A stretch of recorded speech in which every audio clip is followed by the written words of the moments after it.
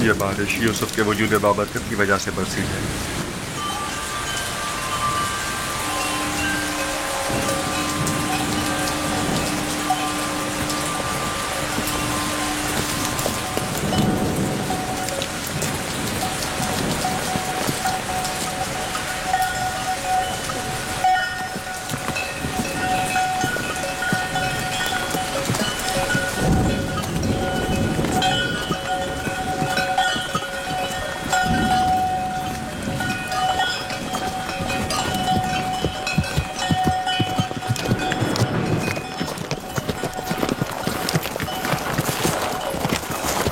وہ سرزمین مصر ہے، آدھے دن سے زیادہ کا راستہ نہیں، بہت جلد سرحدی پہرے داروں تک پہنچ جائیں گے۔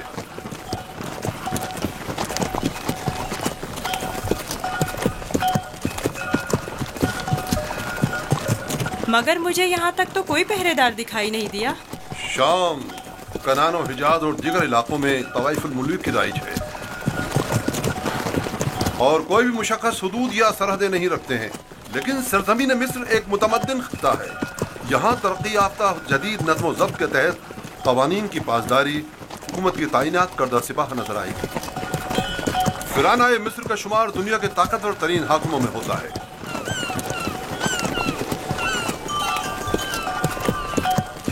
خدایا، اس دیار غیر میں میں خود کو تیری پناہ میں دیتا ہوں اور تجھ ہی سے مدد طلب کرتا ہوں۔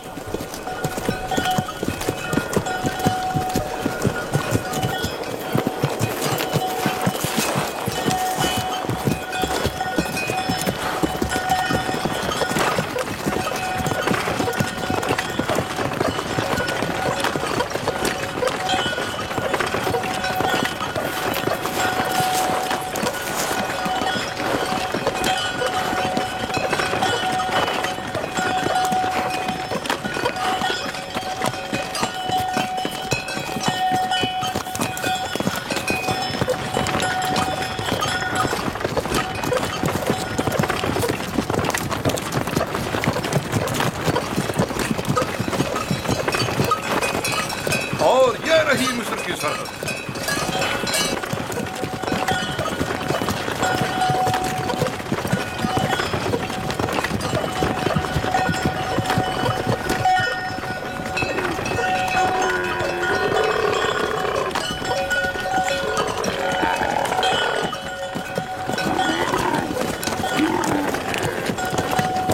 خدایا، میں خود کو تجھے سونپتا ہوں۔ اس عجیب و غریب سرزمین پر میرا تیرے سوا کوئی نہیں ہے۔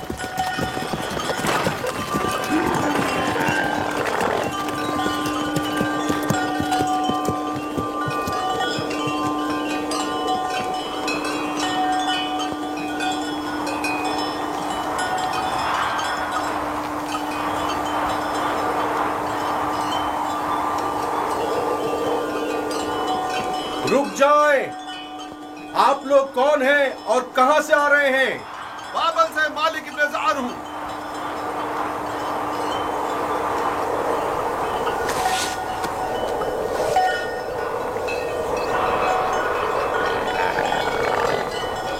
ٹھیک ہے، جا سکتے ہیں۔ چلو۔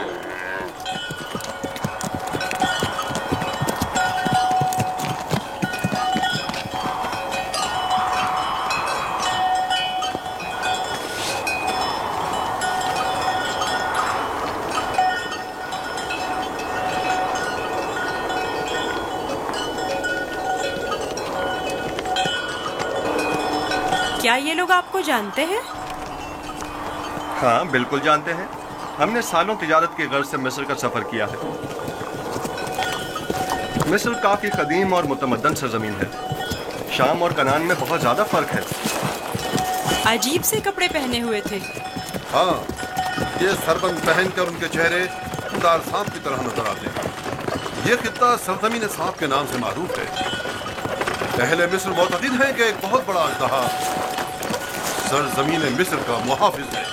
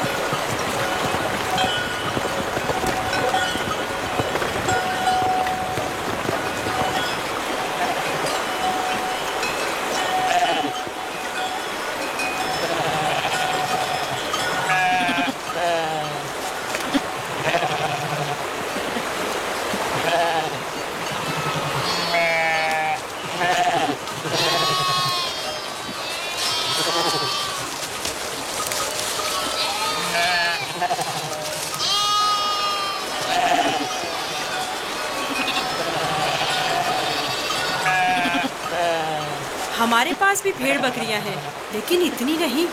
یہ لوگ تو بہت امیر ہیں. یہ تمام کسان اور سرسبز لہلاتے کھیت یا تو کلن ان کے خدا آمون اور اس کے معبود کی ملکیت ہیں، یا پھر مطلقاً فرما روا مصر آمون ہوتا کی. تمام اہل مصر انہی کے لیے کام کرتے ہیں.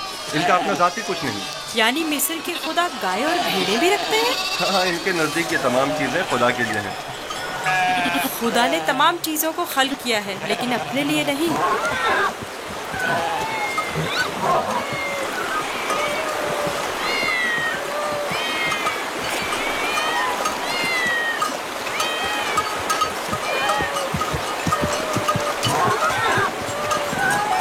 یہ اتنی ساری بلیاں یہاں کیا کر رہی ہیں؟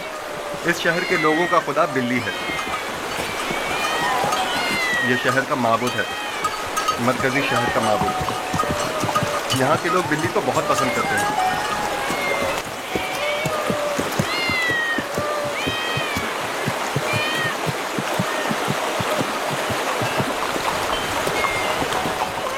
مجھے ایسے کیوں دیکھ رہے ہو؟ میں تو بلی پرست نہیں ہوں. اب سب کے خدا تو تمہارے خدا کی طرح بے عیب اور بے نظیر نہیں ہوتے ہیں نا.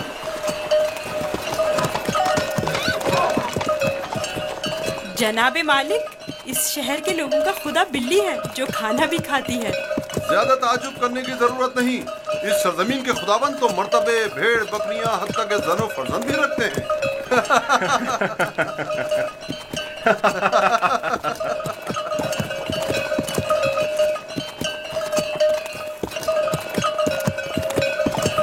تو گویا مصر میں یکتا پرستی نہیں ہے؟ بالکل نہیں، بلکہ یکتا پرستی جرم ہے.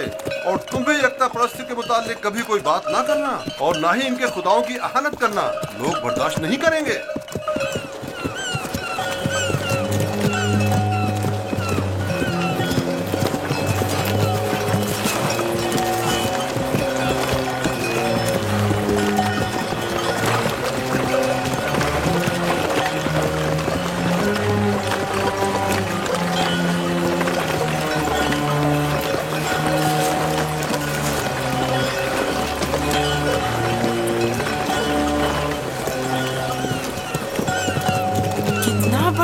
ہے، یہی نیل ہے؟ یہ تو نیل کا بچہ ہے، یعنی نیل کی ایک شاخ. نیل اس سے کہیں بڑی پرشکو اور مقدس ہے.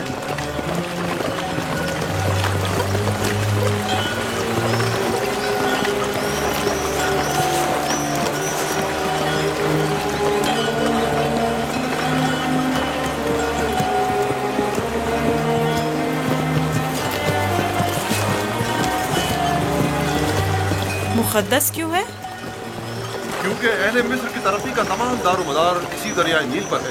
اگر دریائے نیل نہ ہوتا تو مصر بھی نہیں ہوتا. نیل کا ابتدائی سرا آج تک کسی نے نہیں دیکھا. کہتے ہیں کہ صرف خداؤں کی رسائی اس ابتدائی سرے تک ہے. یہ دریا جنوب سے شمال کی جانب بہتا ہے اور بحیرہ روم میں جا کر گرتا ہے۔ ہم اس وقت شمال سے جنوب کی طرف قدیمی شہر طبس کی جانب جا رہے ہیں۔ شہر طبس خدائے آمون کا شہر ہے۔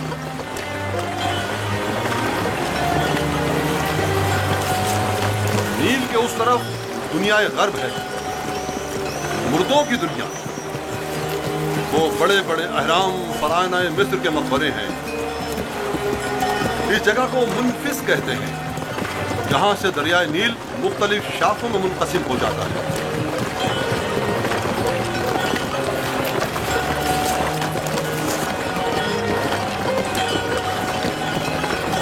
اگر یوسف کو کسی ثروت مند کے ہاتھوں فروخت کیا جائے تو نہ صرف یوسف کو نعمت اور خلاصائی زندگی ملے گی، بلکہ بے شمار معلومات ہمارے بھی ہاتھ آئے گا۔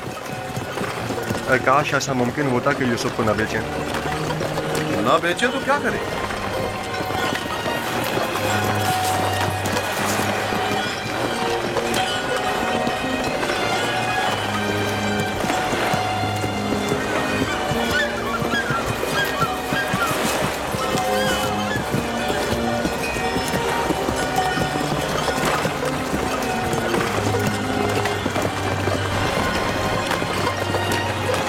ہم جنوب کی سمت سفر کر رہے ہیں اور ہمارے دائیں طرف مردوں کی دنیا غرب واقع ہے۔ وہ جہاز اجساد کے حمل و نقل کے لیے مخصوص ہے۔ نیل کے اس طرف جہاں ہم اس وقت ہیں قدیمی شہر طبس واقع ہے۔ شہر طبس اہل مصر کے خداؤں کا شہر ہے اور فرمان روائے مصر آمون حوضہ کی حکومت کا مرکز یہی شہر ہے۔ اس شہر طبس کو خدائے آمون کا شہر بھی کہتے ہیں۔ وہ دیکھو، دور سے ہی طبس دکھائی دے رہا ہے۔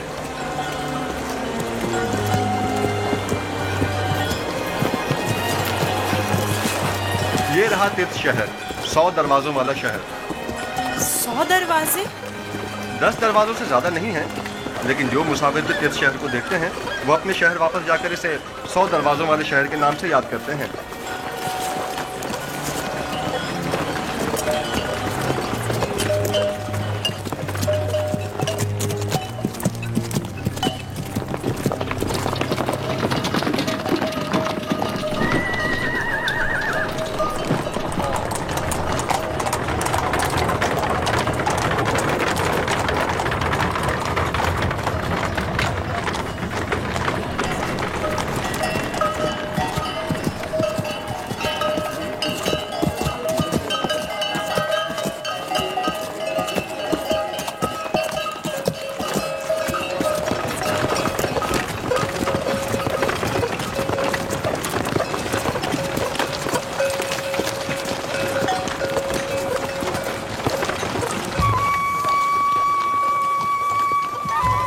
بابل سے مالک نظار ہوں۔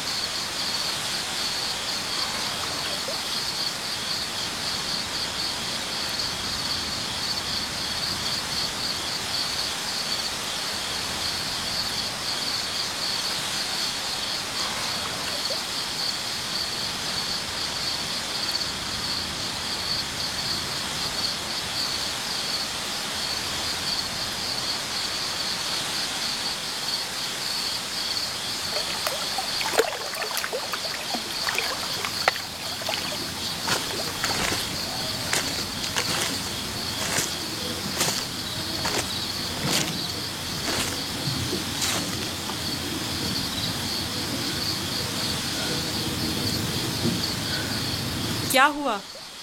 سو کیوں نہیں رہے؟ ڈر ہے کہ بھاگ نہ جاؤں.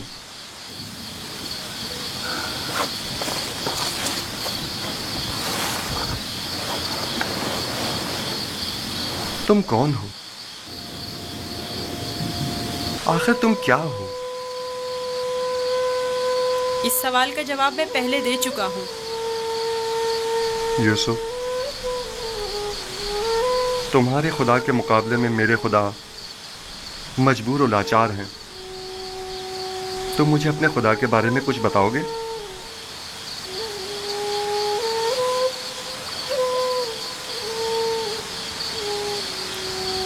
تمہارا خدا حاضر و ناظر ہے.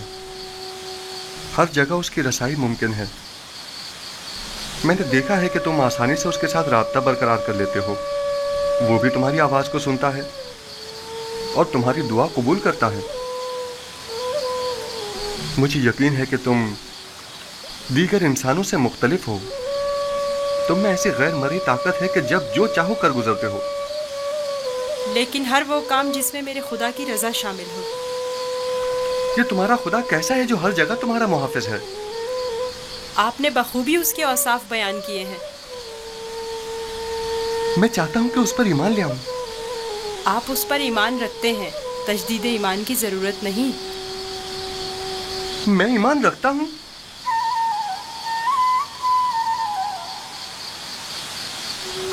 آپ نے میرے خدا کو حاضر و ناظر جانا، اسے ہر کام پر قادر سمجھا.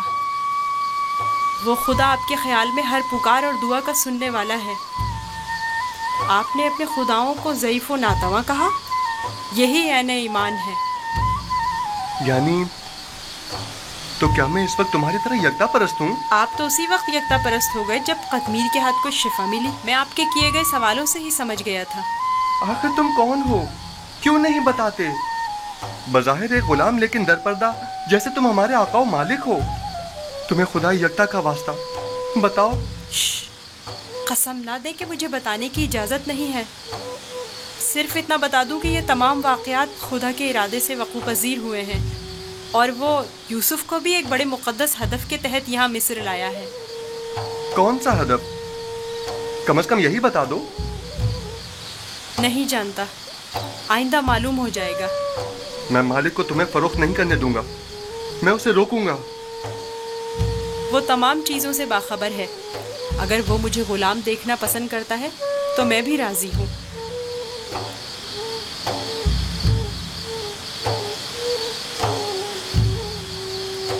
جائیں، جا کر سو جائیں اور میری غلامی کی فکر نہ کریں. اب بھی اپنے باپ کا نام بتانا نہیں چاہو گے؟ بتایا تو، میں فرزند چاہ ہوں. وہی کنواں جس سے تمہیں باہر نکالا تھا. ٹھیک ہے، مت بتاؤ. کبھی نہ کبھی تو پتہ چل ہی جائے گا.